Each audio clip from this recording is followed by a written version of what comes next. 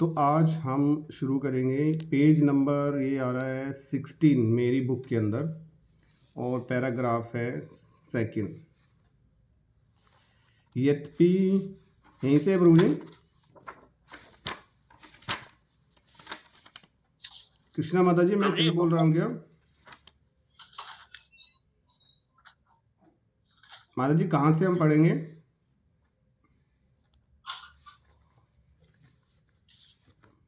प्रभु जी यहाँ से पढ़ेंगे जो ये अंत काले माता जय जी महावीर। हरे कृष्णा माता जी, एक मिनट, कृष्णा माता जी बता रही हूँ, उनको कोशिश करो।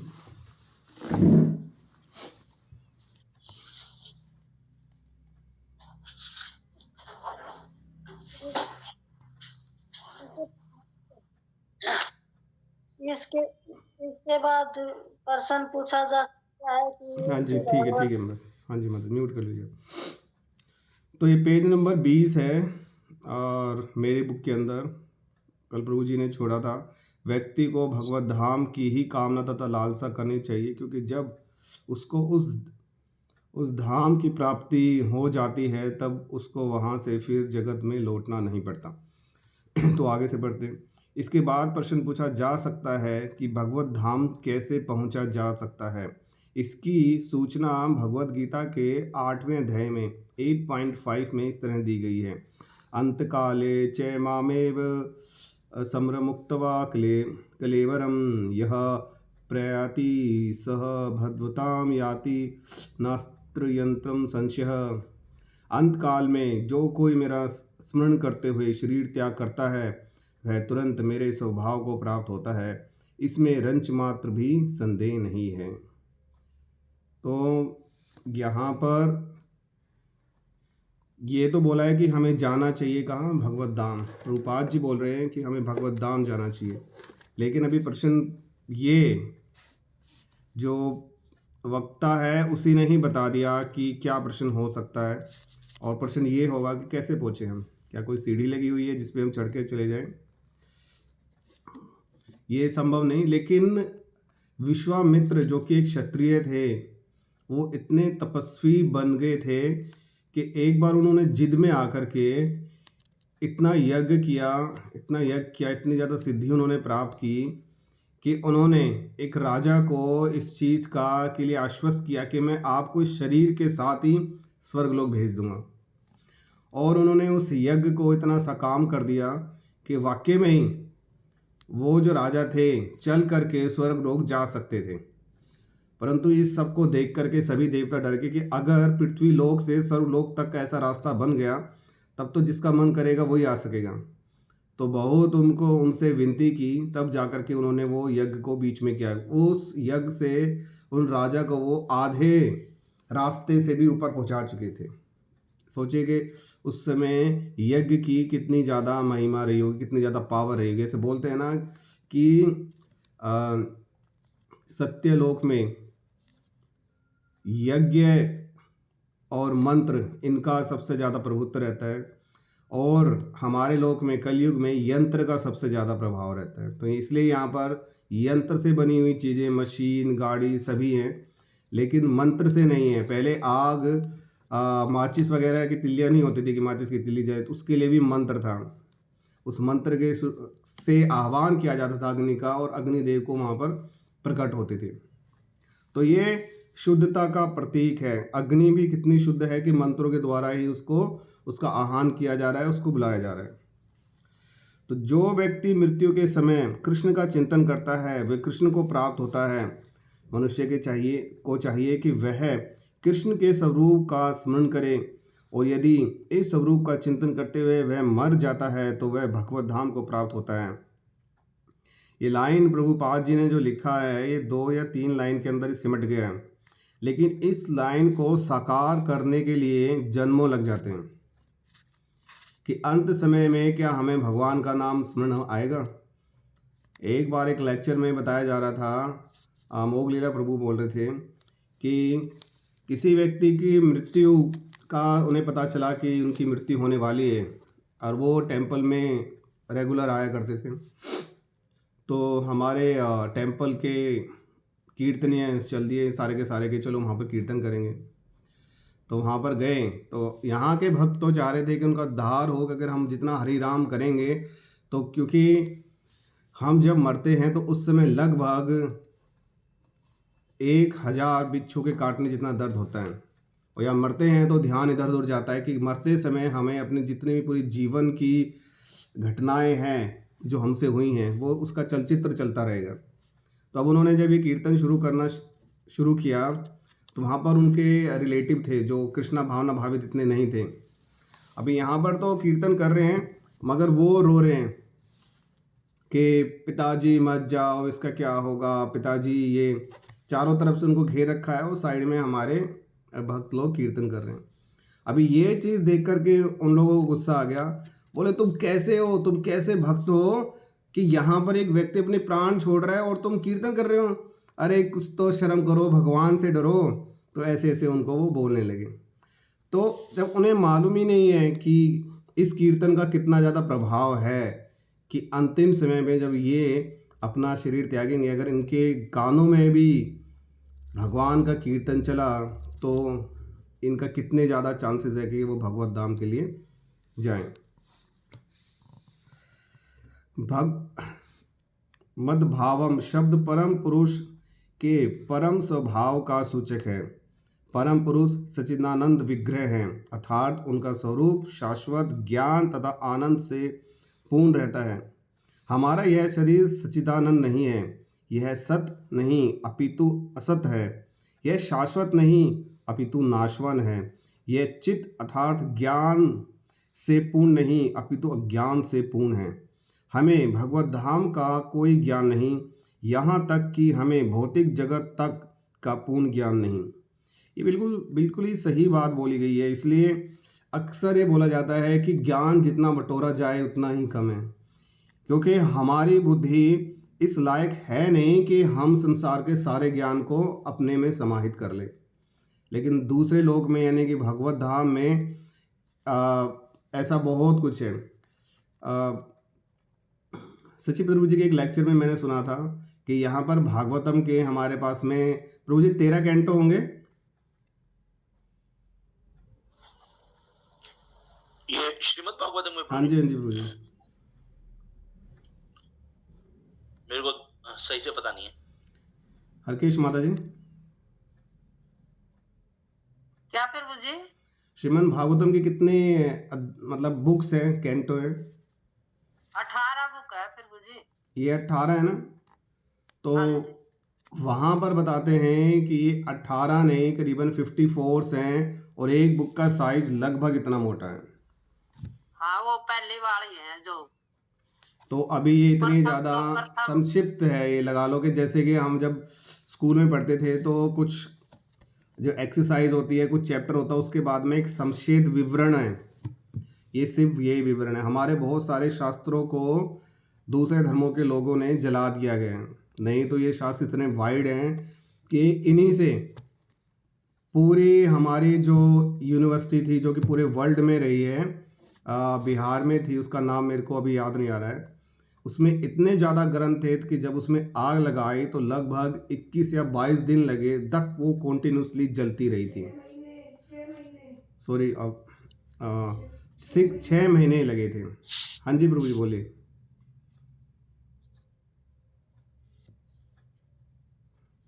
गौरव प्रभु जी, आप कुछ बोलना चाह रहे हैं?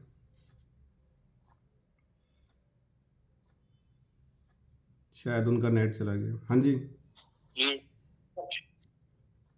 तक्षशिला यूनिवर्सिटी।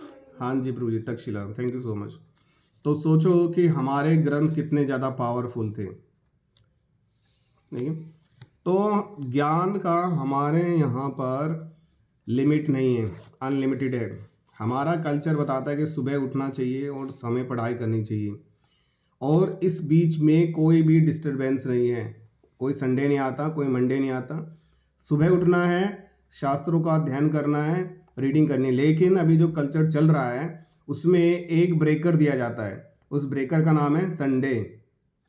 संडे आया, एक रेगुलरिटी टूट जाती है कि चलो आज तो संडे है, छुट्टी है, थोड़ा आराम करेंगे। आराम हमें दिन में करें तो ठीक है, लेकिन वो आराम तोड़ता है हमारे रेगुलरिटीज़ को। तो ये राक्षस नीति की एक चाल है।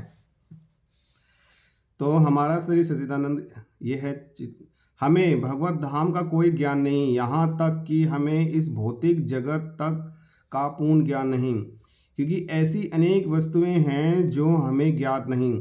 यह शरीर निरानंद है, आनंद से ओतप्रोत न होकर दुखमय है। इस संसार में जितने भी दुखों का हमें अनुभव होता है वे शरीर से उत्पन्न है, किंतु जो व्यक्ति भगवान कृष्ण का चिंतन करते हुए इस शरीर को त्यागता है वह तुरंत ही सच्चिदानंद शरीर प्राप्त करता है।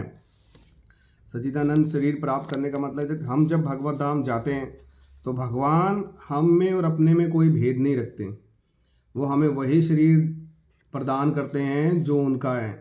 चतुर्भुजी शरीर को धारण करके हम भगवत धाम की तरफ रवाना होते हैं। इसलिए बोला गया है, ब्रह्मा जी ने बोला है कि अनंत सहस्त्र लक्ष्मियां भगवान के सेवा में लगी रहती हैं।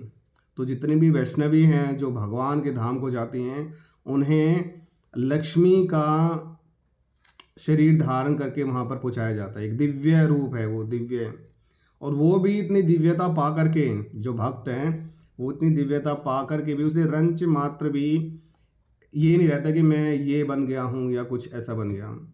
उसका सिर्फ एक ही चीज़ रहता है, उसे चाहे भगवत धाम डाल दो या उसे किसी नर्क में डाल दो, वो तो सिर्फ भगवान का स्मरण करना चाह रहा है, उसकी भक्ति करना चाह रहा है। जो सच्चा भक्त है उसे किसी चीज़ की लालसा नहीं कि मैं जो भक्ति कर रहा हूँ कि हाँ मैं भगवत धाम जाऊँगा भाई, वहाँ तो मैं ये करूँगा, मैं तो वो करूँगा।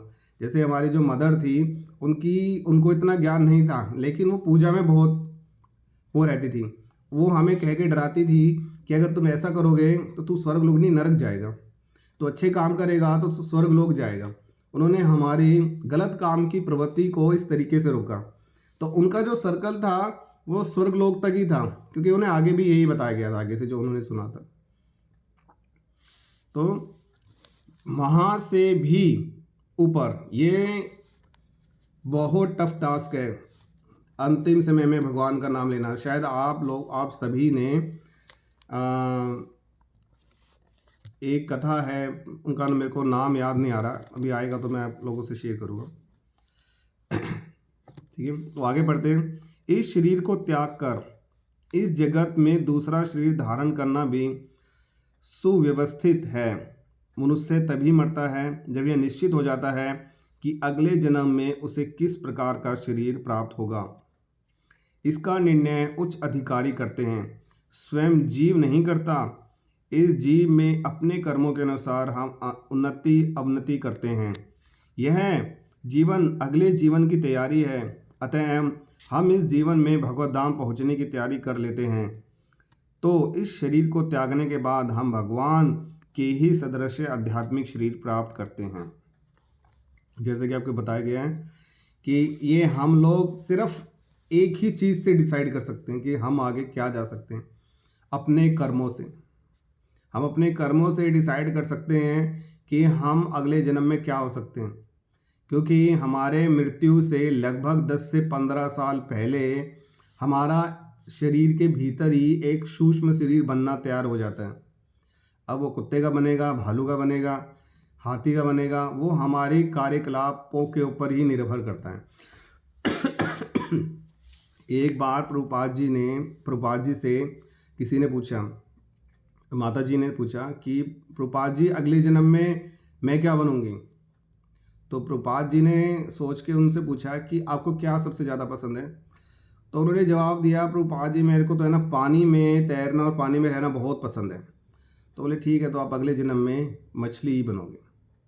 तो जहाँ पर हमारी आसक्ति है, जैसे भरत महाराज थे, जड़ भरत की कहानी आप लोगों को जानते हो। अंत समय में पूरे जीवन उन्होंने भगवान की भक्ति की, अपना सब कुछ छोड़ के जंगल में भी आ गए, लेकिन आसक्ति कहाँ रहेगी उनकी? एक हिरण में।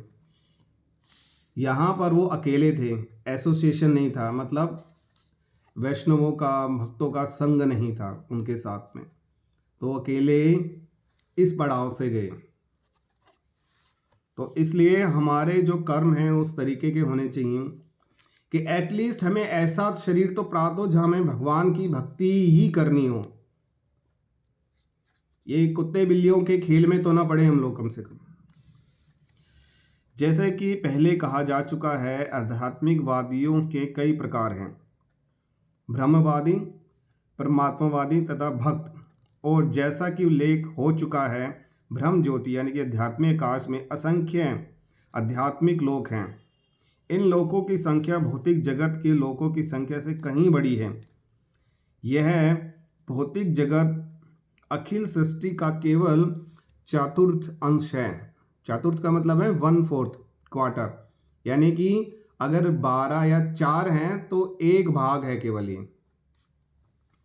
इस कहने का अर्थ यहाँ पर ये है कि जो हमारे आध्यात्मिक लोक हैं वो लोग इस भौतिक लोक से 4 गुना ज़्यादा हैं। ये अगर 1 हैं तो वो 4 हैं। इस भौतिक खंड में लाखों करोड़ों ब्रह्मांड हैं, जिनमें अरबों लोक और सूर्य, तारे तथा चंद्रमा हैं। तो देखिए यहाँ पर एक चीज़ याद आती है कि प्रभुपाद जी के एक शिष्य ने बोला, शायद तमाल कृष्ण महाराज ने उनसे पूछा था, प्रभुपाद जी उनको किसी ने कुछ बोल दिया था तो कि मेरे को है ना ये प्रभुपाद जी अच्छा नहीं लगा, उन्होंने ऐसे बोला। तो प्रभुपाद जी ने बोला कि अच्छा तो हमारे यहाँ पर अनंत ब्रह्मांड है, अनंत ब्रह्मांड में अनंत लोक हैं, अनंत लोक में अनंत सूर्य हैं, उन अनंत सूर्यों में पता नहीं पृथ्वी जैसे कितने ग्रह हैं। उन ग्रह में एक ये सूर्य देव के अंडर में आने वाला सौर मंडल है।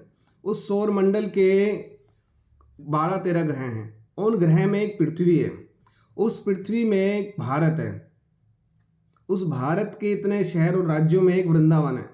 और इस एक वृंदावन में हम यहाँ जो बैठे हुए हैं, एक हमारे ये भक्त हैं जो बोल रहे हैं कि उनको अच्छा नहीं लगा। तो अगर हमें थोड़ा सा भी अहंकार हो तो हम ये सोच सकते हैं कि जो दूसरे लोक में लोग रहते होंगे, जैसे कि आप लोग भगवान श्री कृष्ण के उसमें सुनते भी हो, उनकी लीलाओं में जानते हो कि जब ब्रह्मा जी को ये लगा कि ये छोटा सा बालक क्या पूरे जगत का क्या इस जगत को चला पाएगा, ये छोटा सा बालक तो खेलता कूदता रहता है। तो उनका घमंड तोड़ा भगवान ने। तो 4 मुख वाले, कोई 5 मुख, कोई 12, कोई 13 मुख वाले ब्रह्मा वहाँ आए। तो अगर हमारे इस भौतिक संसार को बनाने में 4 मुंह वाले ब्रह्मा की आवश्यकता पड़ी, तो जिनके 12 या 16 मुख होंगे तो उन्होंने तो बड़ी गजब के भौतिक संसार बनाए होंगे। तो हम जिस लोक में हैं वो श्लोक को हमें ये नहीं समझना चाहिए कि जरा सी कुछ चीज़ आ गई तो वो अपने आप को पता नहीं क्या समझने लग गया। ये एक बहुत अच्छी चीज़ है इस चीज़ को कम करने की, अपने आप को घमंड को तोड़ने की, कि अनंत कोटि ब्रह्मांडों में हम लोग हैं और उसमें से एक पृथ्वी है छोटी सी, और उसने इतने बड़ा पूरा भूमि मंडल है जिसमें एक भारत है, और उस भारत में कितना ज़्यादा राज्य और यूनियन टेरिटरीज़ हैं। उसमें एक दिल्ली आता है और उस दिल्ली में एक नजफगढ़ आता है और उस नजफगढ़ में एक हमारा घर आता है यहाँ पर, और हम ये सोच रहे हैं कि हमने ये कर लिया तो हमने पता नहीं क्या कर लिया। तो ये क्या है? ये मिथ्या अहंकार है। किंतु ये सारी भौतिक सृष्टि संपूर्ण सृष्टि का एक खंड मात्र है। अधिकांश सृष्टि तो आध्यात्मिक आकाश में है। जो व्यक्ति पर भ्रम से तदाकार होना चाहता है वह तुरंत ही परमेश्वर की ब्रह्म ज्योति में भेज दिया जाता है और इस तरह वह आध्यात्मिक आकाश को प्राप्त होता है। आप लोगों ने शायद बहुत सारी कहानियों में सुना होगा कि हमारे जो लोग हैं जो ब्रह्मा के अंडर में आते हैं, ब्रह्मलोक तक, उसमें जो राक्षसों का सबसे ज़्यादा प्रयत्न रहता है वो स्वर्ग लोक, यानी कि ये भी एक अपनी भौतिकता को, अपनी इच्छाओं को पूर्ण करने का लोक है कि किसी ने बहुत अच्छे काम किए तो जाओ भाई तुम लोग वहाँ जाओ, थोड़ा एंजॉय करो। और जब स्वर्ग लोक में आते हैं तो जैसे कोई विदेश से हमारे देश में आता है तो हमारा कल्चर क्या है कि आरती की थाली लेंगे, उसकी पूजा करेंगे, उसको टीका लगाएंगे और एक माला भी पहनाएंगे कि आइए आपका हमारे देश में स्वागत है। तो वैसे ही वहाँ पर भी कोई भी भक्त अगर जाता है तो उसकी ऐसी पूजा की जाती है और उसको एक माला पहना दी जाती है। वो उस माला का एक टाइम होता है, वो टाइम किस हिसाब से होता है, उसके कर्मों के हिसाब से। जैसे जैसे वो उस भौतिकता को यूज़ करता जाता है, अपनाता जाता है, वो माला के फूल धीरे धीरे गिरने शुरू हो जाते हैं। और जैसे ही उस माला के फूल बिल्कुल ख़त्म हो जाएंगे तो उसको फिर दोबारा से भूलोक वापस आना पड़ेगा। तो जितने भी राक्षस लोग थे उनका मुख्य कर्तव्य मुख्य उनका उद्देश्य ये था, कर्तव्य तो नहीं, कि वो स्वर्गलोक पर आधिपत्य स्थापित करें और उन चीज़ों को एंजॉय करें। लेकिन उन्होंने कभी भी उससे ऊपर वाले लोगों में जाने की कोशिश नहीं की, क्योंकि वे आध्यात्मिक लोग हैं, आध्यात्मिकता में हैं। अगर वो आध्यात्मिकता में जाएंगे तो उनको पढ़ना पड़ेगा, उन चीज़ों में उनका कोई वो नहीं है, इंटरेस्ट नहीं है। उनको तो ऐश्वर्य से युक्त रहना है बस। तो एटलीस्ट अगर हम स्वर्गलोक से ऊपर चले गए तो एक चीज़ से तो हम सेफ है कि अगर राक्षसों ने आक्रमण किया तो हम उस आक्रमण का शिकार नहीं हो पाएंगे। कोई भक्त अगर कुछ इसमें ऐड करना चाह रहा हो तो बताइए। कृष्णा माता जी, आप कुछ बोलना चाहेंगी? नहीं प्रभु जी, मैं तो कुछ ना बोलना चाहूँ। सीमा माता जी। हरे कृष्ण प्रभु जी, आपने इतना अच्छे से समझा दिया, ऐसे उदाहरण दे के हमें तो पता भी नहीं था, तो और कुछ बोलने की जरूरत थी? ऐसे ऐसे उदाहरण दे रहा प्रभु जी। एक मेरे को आप लोगों से कुछ भी पूछूं तो मैं एक बार पहले एक चीज़ जोड़ देनी चाहिए मेरे को, कि मुझे नहीं पता के अलावा आप कुछ बोलिए, या आपने इतना अच्छा बता दिया उसके अलावा कुछ बोलिए। अभी जैसे हरकेश माता जी, वो गौरव प्रभु जी अभी ये बहुत अच्छे अच्छे कुछ चीज़ें बताएंगे, तो गौरव प्रभु जी आप बताएंगे पहले?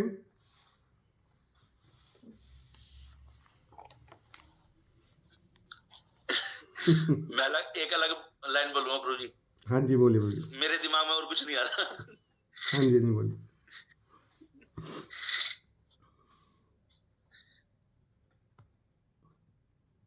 आप सब कुछ सही से समझा रहे हैं, समझ मतलब कोई क्वेश्चन ही नहीं उठ रहा दिमाग में। नहीं, अगर आपको कुछ अनुभव हुआ हो कि इतना हमने जो ये पढ़ा है इसमें कुछ आपको लगा हो कि ये भी है, जैसे जिस व्यक्ति का मैं नाम भूल गया था, जिसको अंत समय में पूरे जीवन उन्होंने तपस्या की, लेकिन उनकी आसक्ति एक वैश्या की तरफ चली गई, थे ब्राह्मण। तो ये टर्निंग पॉइंट था। हमने एक पिछली पुस्तक में पढ़ा था कि हथौड़ा मारते हैं ना, कि ऐसे कभी भी हथौड़ा लग सकता है। ये हथौड़ा उनको लगा ऐसा कि आसक्ति होगी, और उनका नाम था अजामल। और ये बात है कलयुग की, और ये इस कलयुग की बात नहीं है। महाराज बताते हैं कि जो अभी हमारा पिछला चक्र गया कलयुग, उसकी बात थी। तो देखो उनकी आसक्ति किसमें थी? अपने लड़के में। और उसका लड़के का नाम वहाँ पर आए ऋषियों ने बोला कि इसका नाम आप नारायण रखो। तो मरते हुए भी नारायण नारायण, वो भगवान को नहीं बुला रहा, वो बुला रहा है अपने लड़के को, लेकिन नाम किसका आ रहा है? भगवान का ही आ रहा है। तो जब उन्होंने देखा कि अब इसको आने के लिए यमदूत आ गए हैं, जिनको देखने मात्र से सचिव प्रभु जी बताते हैं कि उसको अगर हम देख लेंगे, उतने विशाल काय हैं जिसका कि कुछ हम देखते डर जाएंगे। हमने ऐसी तो इमेजिन भी नहीं की होगी। हमने इतनी सारी मूवी बनती हैं भूतों की, उसमें दिखाते हैं अजीब अजीब तरह के भूत, बच्चे देख के एकदम वो अपने आप को ढक लेते हैं, और फिर भी चुपके से देखेंगे कैसा है। अगर वो यमदूत उनके सामने खड़े कर दिए जाएं तो फिर तो कहना ही क्या है। एक बार साउथ अफ्रीका में एक बुक डिस्ट्रीब्यूशन चल रहा था, तो उसमें भागवतम भी बुक डिस्ट्रीब्यूट की जा रही थी। तो एक भागवतम में जिसमें यमदूत का चित्र था, दिखा करके सबको डिस्ट्रीब्यूट कर रहे थे कि आप ये ले लो। तो वहाँ पर एक परेशान से व्यक्ति की नज़र वहाँ पड़ी, तो भागे भागे आए। तो उन्होंने उनसे क्वेश्चन किया, ये कौन है? तो उन्होंने बताया ये यमदूत है। ये क्यों और कब आते हैं? उन्होंने उनके बारे में सारा बताया कि क्यों आते हैं। तो वो डर गए। उन्होंने बोला कि कुछ दिनों पहले ये मेरे सपने में आए थे कि हम तुम्हें लेने के लिए आएंगे, तैयार रहना, और तब से मैं बहुत परेशान हूँ। तो उन्होंने बोला आप है ना ये रीडिंग कीजिए, इसको पढ़िए। तो उन्होंने गीता और भागवतम का सेट लिया और रीड किया, और वो इस भौतिक संसार को नमस्ते करके टोटली भगवान श्री कृष्ण के सानिध्य में आ गए और टोटली भक्त बन गए। आगे चल के वो महाराज बने और उन्होंने प्रचार बहुत अच्छा किया। तो भगवान ने भेजा कि भैया मैंने भेजा तो तेरे को था प्रचार करने के लिए, लोगों का उद्धार करने के लिए, तू कहाँ फंस गया है। तो भगवान भी क्रिकेट में होता ना कि बहुत तेज फास्ट बॉल दी और क्लीन बोल्ड, तो कुछ ऐसे ही बॉल फेंकते हैं वो भी। और ये हमें देखना है। आप कभी ऑब्जर्व करोगे ना, एक भक्त को भगवान पल पल पे किसी न किसी माध्यम से शिक्षा दे रहे होते हैं। ये हमारे ऊपर है, क्या हमारा वो दृष्टिकोण है कि हम समझ सके। ठीक है, अभी सॉरी मैं बीच में ना टोक दिया आपको। प्रभु जी कुछ बोल रहे थे आप। प्रभु जी यही है बस कि भगवान को स्मरण करके ही हम अगला जीवन की तैयारी कर सकते हैं। वो पहले सुनिश्चित हो जाता है कि हमें अगला जन्म क्या मिलने वाला है, और वो कर्मों के द्वारा ही हम सुनिश्चित कर पाते हैं कि हम क्या बनेंगे अगले जन्म में। हरकेश माता जी आप कुछ पढ़ रही हैं, कुछ ढूंढ रही हैं शायद। हरे कृष्णा प्रभु जी, प्रणाम सभी भक्तों को। प्रभु जी इसमें मतलब यही है, जब कि कोई भी मतलब व्यक्ति आत्मा शास्त्रकार की विधि को मतलब योग संलग्न हो और उसमें योग संलग्न हो, तो मतलब किसी विधि को पूरी करने का मतलब असफल रहे और वो इस विधि को पूरी ना कर पाए, तो उसको एक दूसरा अवसर दिया जाता है।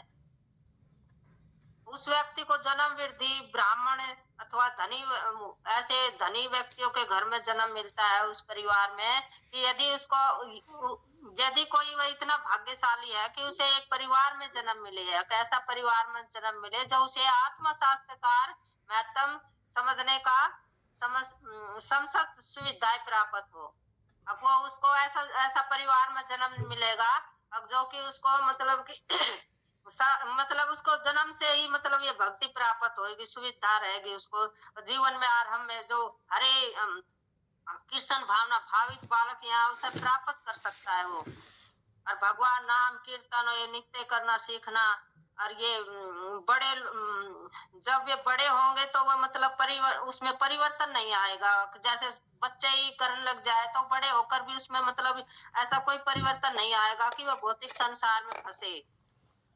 और जो परिवर्तन मतलब कि प्रकृति करेगा वो आगे ही वो बालक और सौभाग्यशाली से, चाहे उसका जन्म अमेरिका में हो या अथवा यूरोप में हो, या बालक प्रकृति करेंगे यदि इसके माता पिता भगत हो तो उन्हें यह अवसर मिलेगा कि यदि वह शिशु भक्तों के परिवार में जन्म लेता है। और इसका अर्थ ये हुआ है कि पिछले जन्म में योग की विधि को अपनाया था उसने, परंतु संयोग के समय मतलब उस विधि को वो पूरा नहीं कर सका, इसलिए बालक को दूसरा अवसर दिया जाता है माता पिता के देख रेख में आगे उन्नति करे। इस प्रकार जैसे कि भगवत भावना अमृत में ऐसे विकास को पूरा कर लेते हैं तो उसको फिर भौतिक संसार जगत में जन्म लेना नहीं पड़ता, परंतु वैकुंठ लोक में जगत में लौटता है।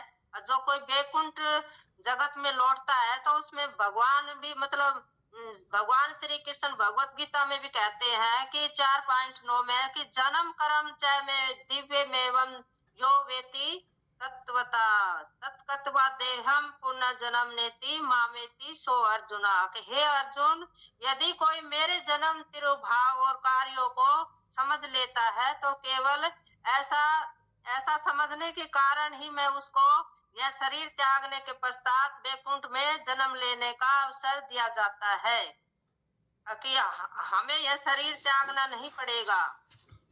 आजकल जैसे कि हम करते हैं, कल मरेंगे परसों मरेंगे, हम इससे बच नहीं सकते।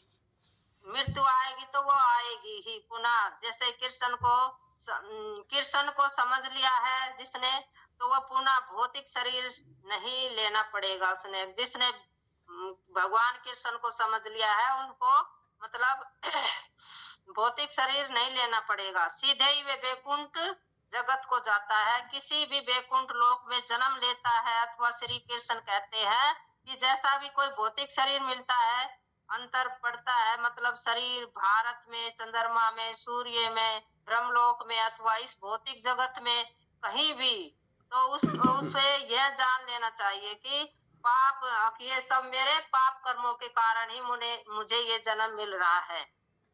जो पापों की कई कोटियां है कि उसके अनुसार ही मनुष्य को भौतिक शरीर मिलता है। वास्तव में समस्या यही है कि आहार, निंद्रा, भय, आत्मा रक्षा और मैथुन किसी भी प्रकार करे, हमारी वास्तविक समस्या यही है कि कैसे हम ये शरीर प्राप्त करें और भौतिक नहीं वरण आध्यात्मिक हो। हम ये कैसे करें कि हमारा शरीर जो आध्यात्मिक हो, सभी प्रकार की समस्या चरम यही फिर हल हो जाएगी हमारी, कोई फिर हमारे बीच में बाधा नहीं आएगी। श्री कृष्ण की निश्चित आश्वासन देते हैं कृष्ण निश्चित रूप से कि यदि कोई शरीर में आ जाए, यदि कोई उनकी शरण में आ जाए, यदि कोई पूर्ण रूप से कृष्ण भावना भावित बन जाए, तो वे सब प्रकार के पापों के फलों से उसकी रक्षा करेंगे। हरे कृष्णा प्रभु जी, कुछ ज्यादा बोल गई समझ। हरे कृष्ण, हरे कृष्ण। प्रणाम। देखिएगा हमारे उसमें एक अद्भुत भक्त हैं जो मतलब बाहर से भी कथा को सुन रहे हैं। अब कहीं उनको ऐसा बुरा ना लगे कि हमेशा जो घर में आराम से बैठे हुए हैं उन्हीं से पूछा जाता है। तो राजेंद्र प्रभु जी, आप भी कुछ बताइए। हरे कृष्णा प्रभु जी, आप आवाज आ रही है आपको? हरे कृष्णा प्रभु जी मैं ऐसी जगह खड़ा हूँ जहाँ ये और भी सवारी बहुत ज्यादा है प्रभु जी। अच्छा, चलिए ठीक है। थोड़ा टाइम निकले तो आप हैंड रेस कीजिएगा और फिर अपना एक्सपीरियंस शेयर कीजिएगा। ठीक है, बहुत सुंदर। जो भक्त भगवान के, अभी पढ़ते हैं हम लोग आगे। जो भक्त भगवान के सानिध्य का भोग करना चाहते हैं वह वैकुंठ लोकों में प्रवेश करता है। उनकी संख्या अनंत है। जहाँ तक परमेश्वर अपने पूर्ण अंशों चतुर्भुज नारायण के रूप में तथा प्रद्युम्न, अनिरुद्ध तथा गोविंद जैसे विभिन्न नामों के भक्तों के साथ साथ रहते हैं। यहाँ पर आप देखिए कि भगवान कैसे बोला जाता, ये हमें लगता होगा शायद, जैसे मुझे तो यही लगता है कि कुछ बिरले ही भगवान के धाम में जाते हैं। लेकिन यहाँ भगवान ने बोला है, प्रभुपाद जी बता रहे हैं क्या, कि वह वैकुंठ लोकों में प्रवेश करता है जिनकी संख्या अनंत है, जहाँ पर परमेश्वर अपने पूर्ण अंशों के रूप में रहते हैं और उन सभी का पूर्ण अंशों में प्रद्युम्न, अनिरुद्ध, गोविंद विभिन्न नामों के भक्तों के साथ रहते हैं। तो हमारे यहाँ पर जब दीक्षा होती है तो जो हमारा नाम आध्यात्मिक नाम होता है वो भगवान श्री कृष्ण के नाम का एक सिनोनिम्स होता है, कोई ना कोई रिलेशन होगा भगवान के नाम से उसका। तो ठीक ऐसे ही, क्यों? क्योंकि नाम में भी भगवान का नाम लिया जाए। जब हम नाम पुकारें हरीश या आजकल तो नाम ही अजीब होते हैं, आधा माँ का आधा पिता का नाम करके एक नया नाम बन जाता है जिसका कोई मतलब भी नहीं होता है। तो सुनने में तो वो थोड़ा डिफरेंट लगेगा, लेकिन बिना नाम के, मतलब बिना अर्थ के नाम हो रहे हैं। लेकिन वहाँ पर अगर आप नाम भी किसी भक्त का बुला रहे हो तो वो भी आध्यात्मिक नाम है, आध्यात्मिक नाम है, जैसे कि हमारे यहाँ पर दिए जाते हैं। यही रीज़न है कि हमें ये नाम आध्यात्मिक दिए जाते हैं। अतएव जीवन के अंत में आध्यात्मिकतावादी ब्रह्म ज्योति परमात्मा या भगवान श्री कृष्ण का चिंतन करते हैं। प्रत्येक दिशा में वे आध्यात्मिक आकाश में प्रविष्ट होते हैं, लेकिन केवल भक्त या परमेश्वर से संबंधित रहने वाला ही वैकुंठ में या गोलोक वृंदावन में प्रवेश करता है।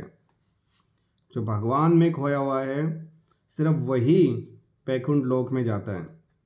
अन्यथा ऐसा नहीं है, जैसे माता जी ने बताया अभी कि अगर किसी ने भक्ति की और बीच में ब्रेक लग गया तो भगवान कहेंगे यार कि काम तो तूने ना थोड़ा गलत कर दिया, आप जाओ दोबारा से शुरू करो। नहीं, अगले जन्म में फिर से उसको और अच्छे परिवार में उसका जन्म होगा और वहाँ से वो भक्ति कर पाएगा। इससे एग्जाम्पल हमारे यहाँ पर आजकल भी है। रिसेंट में आप देख सकते हैं जो अमोघ लीला प्रभु जी हैं, उन्होंने अपने बारे में बताया था एक बार। उन्होंने बताया कि उनका जो लास्ट जन्म था, इनकी इससे पहले वाला जन्म था, वो गंगा किनारे वो स्नान करके बाहर आए थे तो एक बिच्छू ने उनको काट लिया था। और उससे पहले भी वो भगवान की भक्ति से करने से पहले भगवान की भक्ति तो करते थे लेकिन संपूर्णतया नहीं कर पाए थे। तो कुछ ना कुछ कारणों से उनकी मृत्यु होती रही, और फिर फाइनली इस बर्थ में आप उनका चमत्कार देख सकते हैं। ऐसे एक और प्रभु जी हैं जिनके बारे में सुना, शौकीन प्रभु जी आप लोगों ने सुना होगा। वो भी बहुत बड़े भक्त थे अपने पिछले जन्म में, लेकिन वो उस समय थोड़े दरिद्र परिवार में थे। आज भी वो भक्त हैं बहुत, लेकिन अब भगवान ने उन्हें ऐसे परिवार में जन्म दिया है जहाँ पर उनको धन धान्य की कोई कमी नहीं है। वो डेली अपनी गाड़ी में सुबह मंगल आरती पहुँचते हैं, चाहे कुछ हो या ना हो, वो हमेशा आपको वहाँ मिल जाएंगे। बहुत टाइम से, करीबन 8-9 साल तो मेरे को हो गए देखते हुए, और वो तो उससे पहले भी हैं। तो ये इस चीज़ के प्रमाण है कि भक्ति की गई कभी भी असफल नहीं जाती। धन किया गया तो साथ नहीं जाएगा, लेकिन भक्ति तो आपके पीछे बैग टांग दिया उसमें भर के जाएगी। भगवान यह भी कहते हैं कि इसमें कोई संदेह नहीं, इस पर दृढ़ विश्वास करना चाहिए। जैसे हम जो पढ़ते हैं 10 नाम अपराध, उसमें भी बोला जाता है कि हमें अविश्वास भक्तों के पास नहीं जाना चाहिए। इससे हमारी एनर्जी बचती है कि कोई मानने को तैयार नहीं और हम लगे हुए हैं, नहीं कृष्ण ये है, चैतन्य महाप्रभु ने ये किया, वो मान ही नहीं रहा है, तो छोड़ो, क्यों हम भगवान के उसको भी वेस्ट करें। चलो आगे। हमें चाहिए कि जो हमारी कल्पना से मेल नहीं खाता उसका बहिष्कार न करें। हमारी मनोवृत्ति अर्जुन की सी होनी चाहिए। आपने जो कुछ कहा उस पर मैं विश्वास करता हूँ। तो जो हमारे शास्त्रों में कहा गया है उस पर विश्वास होना चाहिए। एक बार हम बोल रहे थे, कहीं पर गए हुए थे, तो बोला कि भगवान श्री कृष्ण तो एक पेड़ की जड़ के समान है, उसमें अगर हमने पानी दे दिया तो सभी को पानी दे दिया। तो एक महाराज थे, उन्होंने बोला कि मैं तो डेली पौधों को पानी देता हूँ। तो अब इस बात का तो क्या जवाब दें उनको? हरी हरी बोला उनको। आप लोग समझे मैंने क्या बोला? मतलब उन्होंने उसको आध्यात्मिकता से नहीं लिया, नॉर्मल पेड़ों को पानी देने से बोला कि मैं भी तो पौधों को, पेड़ों को पानी देता हूँ, तो इसका मतलब मैं भी वो सही काम कर रहा हूँ। अतएव जब भगवान यह कहते हैं कि मृत्यु के समय जो भी ब्रह्म परमात्मा या भगवान के रूप में उनका चिंतन करता है वह निश्चित रूप से आध्यात्मिक आकाश में प्रवेश करता है, तो इसमें कोई संदेह नहीं, इस पर अविश्वास करने का प्रश्न ही नहीं उठता। भगवत गीता के 8वें अध्याय के 9वें श्लोक में उस सामान्य सिद्धांत की भी व्याख्या की गई है जो मृत्यु के समय ब्रह्म का चिंतन करने से आध्यात्मिक धाम में प्रवेश करना सुगम बनाता है। यम वापि समरणम भावम तय जयन्ते कलेवरम तमेवेति कौन्ते सदा बद्भाव भक्ति। अपने शरीर को त्यागते समय मनुष्य जिस भाव का स्मरण करता है वह अगले जन्म में उस भाव को निश्चित रूप से प्राप्त होता है। ये भगवान इस चीज़ की घोषणा करते हैं, अपने मुख से बोल रहे हो। अब सर्वप्रथम हमें यह समझना चाहिए कि भौतिक प्रकृति की एक शक्ति का प्रदर्शन है। भौतिक प्रकृति परमेश्वर की एक शक्ति का प्रदर्शन है। विष्णु पुराण के 6ठे स्कंद के 7वें अध्याय के 61वें श्लोक में कहा गया है कि भगवान की समग्र शक्तियों का वर्णन इस श्लोक में किया है। क्या है? विष्णु शक्ति ही परा भोक्ता क्षेत्रज्ञा तथा परा अविद्या कर्म संज्ञा तृतीया शक्ति ऋष्यते। परमेश्वर की शक्तियाँ विविध तथा असंख्य हैं और वे हमारी बुद्धि से परे हैं, बुद्धि के परे हैं, लेकिन बड़े बड़े विद्वान मुनियों तथा मुक्तात्माओं ने उन शक्तियों का अध्ययन करके इन्हें 3 भागों में बांटा है। सारी शक्तियाँ विष्णु शक्ति है, अर्थात वे भगवान विष्णु की विभिन्न शक्तियाँ हैं। पहली परा या आध्यात्मिक है। जीव भी पराशक्ति है, जैसा कि पहले कहा जा चुका है। अन्य शक्तियाँ या भौतिक शक्तियाँ तामसी हैं। मृत्यु के समय हम या तो इस संसार की अपरा शक्ति में रहते हैं या फिर आध्यात्मिक जगत में चले जाते हैं। तो जाना तो है हमें, किसी न किसी एक उसमें जाना है, वो डिसाइड हमें करना है कि हमें अपना रास्ता कहाँ करना है। लेकिन यहाँ पर ये बात कहने की आवश्यकता नहीं है, क्योंकि यहाँ जितने भी भक्त बैठे हैं सभी के सभी एक अच्छी दिशा की तरफ जा रहे हैं, एक से बढ़कर यहाँ एक है, और शुरुआत मुझसे होती है। मुझसे सभी अग्रणी हैं, बहुत नॉलेजेबल हैं। तो यहाँ पर कोई भक्त कुछ ऐड करना चाहेगा? वाची नहीं जाना स्कूल? वाची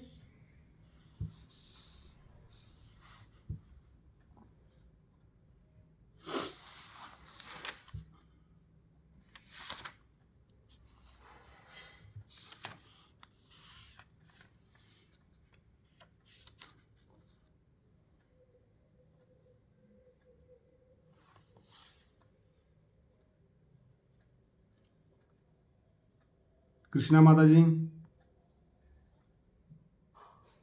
हरे कृष्णा प्रभु जी।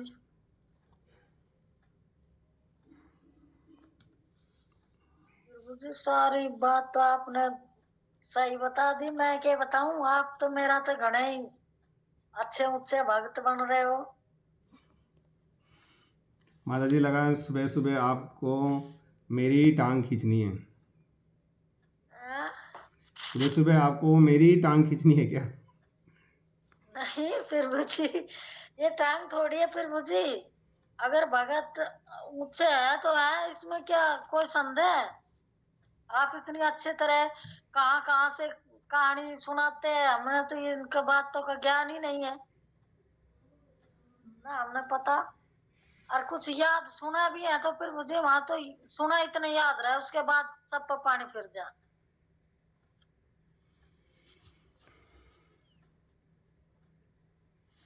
सीमा माता जी, जो माता जी ने बोला उसके अलावा आप कुछ बोलना चाहेंगे? हरे कृष्णा प्रभु जी। प्रभु जी इसमें यही बताया गया है कि जो मतलब जो भगवान है, वो जो भगवान विष्णु है या भगवान कृष्ण है, वो ही मतलब सर्वोत्तम है, सर्वोपरि है। और जो ये भौतिक शक्ति है, आध्यात्मिक शक्ति और जो भौतिक शक्ति, जो परा और अपरा शक्ति है, वो भगवान के उसी भगवान के अंडर में ही। और हम जो है भगवान की आध्यात्मिक शक्ति है, वह परा है। और जो जीव है, यानी कि जो हम जीव हैं, वो भी परा शक्ति है, क्योंकि हम भी भगवान के अंश है, तो भगवान के जो गुण है वो हमारे अंदर भी हैं। और जो दूसरी शक्तियां यानी कि भौतिक शक्तियां हैं, वो तामसी है। और मृत्यु के समय हम संसार में अपरा शक्ति में रहते हैं। तो इसमें यही बताया कि जैसे हम इस भौतिक संसार में हैं, तो प्रभु जी जब हम आध्यात्मिक संसार में जाएंगे तो हम मतलब इस जो शरीर है, भौतिक शरीर से नहीं जा सकते। उसके लिए हमें आध्यात्मिक शरीर ही प्राप्त करना पड़ेगा, जो हम कृष्ण भावनामृत के जरिए हम आध्यात्मिक शरीर प्राप्त कर सकते हैं। भगवान के गुण रूप लीला, इनके द्वारा हम मतलब भगवान में अपनी चेतना को लगाकर और अपनी इंद्रियों को शुद्ध करके भगवान की सेवा में लगा के हम आध्यात्मिक शरीर प्राप्त कर सकते हैं। तो हम भगवान के धाम, प्रभु जी जैसे आध्यात्मिक शरीर प्राप्त हो जाएगा तो हम भगवान के धाम जा सकते हैं, और इस भौतिक शरीर से नहीं जा सकते प्रभु। और इसमें भगवान के बारे में बताया कि भगवान ही सर्वोपरि है, और जो शक्तियां हैं, जो भौतिक प्रकृति है या जो भी कुछ है, वो सब भगवान के आदेश के अनुसार ही कार्य करती हैं, वे उनके कार्यों में सहयोग करती हैं। हरे कृष्ण। हाँ जी माता जी। गौरव प्रभु जी, आप कुछ?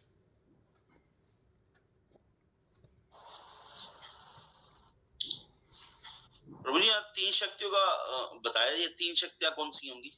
प्रभु जी यहाँ तो 2 शक्तियों के बारे में ही बताया है, तीसरी तो इसमें नहीं है। और उसके बारे में मैंने देखा था, तो मैं तो वहाँ तक नहीं पहुँच पाया शायद।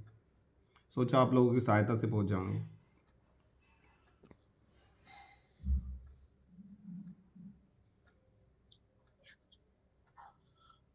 ये जैसे अन्य शक्तियां या भौतिक शक्तियां तामसी हैं, तो इसका अर्थ क्या प्रभु जी?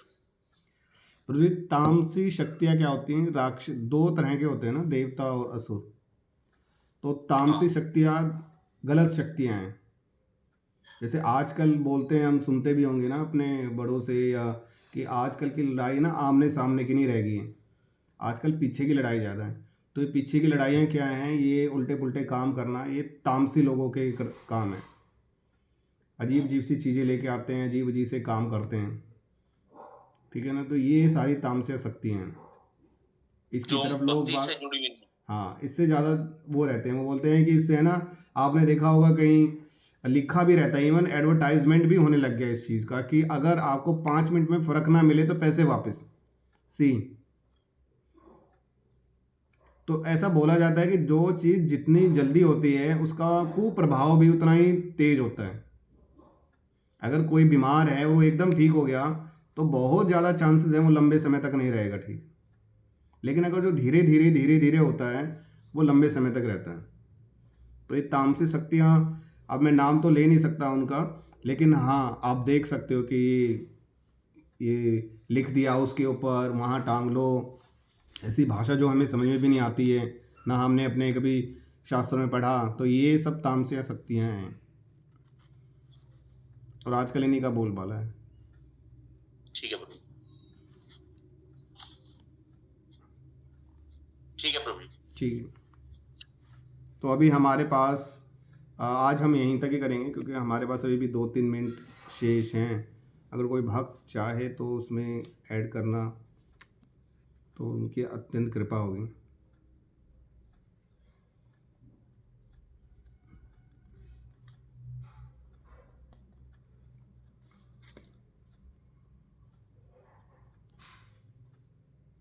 और एक चीज़ और है कि आप लोगों को सभी को लिंक, ये जो हम जूम मीटिंग का जो लिंक भेजते हैं, इसमें मैंने लास्ट संडे को माता जी मिली थी तो उनको तो मैंने सिखा दिया था। गौरव प्रभु जी को भी आता है कि कैसे अगर हमें ग्रुप के अंदर लिंक भेजना हो तो हम कैसे भेजें और कैसे उसको ऑपरेट करें। ये चीज़ सभी को आनी चाहिए। हरकेश माता जी आपको तो आती होगी? नहीं प्रभु जी, मेरे को नहीं आती। आपको नहीं आती है? सीमा माता जी आ गई है ना आपको? हरे कृष्णा प्रभु जी, पता नहीं प्रभु जी, जब उसको यूज करूंगी तब पता चलेगा। तो यूज करो ना उसको, ऐसे यूज करो, माता जी के साथ बैठ जाओ और माता जी को भी सिखाओ। तो ऐसे है ना, आना चाहिए। कल को अगर कोई भी पूछे हमारे ग्रुप में, भैया कोई मीटिंग आप कर सकते हो, लिंक आता हो, तो हमें ये जवाब नहीं मिले कि प्रभु जी हमें नहीं आता ये तो, ठीक है। तो फिर प्रभु जी की दृष्टि मेरे ऊपर आएगी कि आपने क्या किया, एक छोटी सी चीज नहीं सिखा पाए। अब नहीं आता तो नहीं आता, हम इतना पढ़े लिखे कौन है, हमने कैसे आऊंगा, हमने फोन ही ना चलाना आता।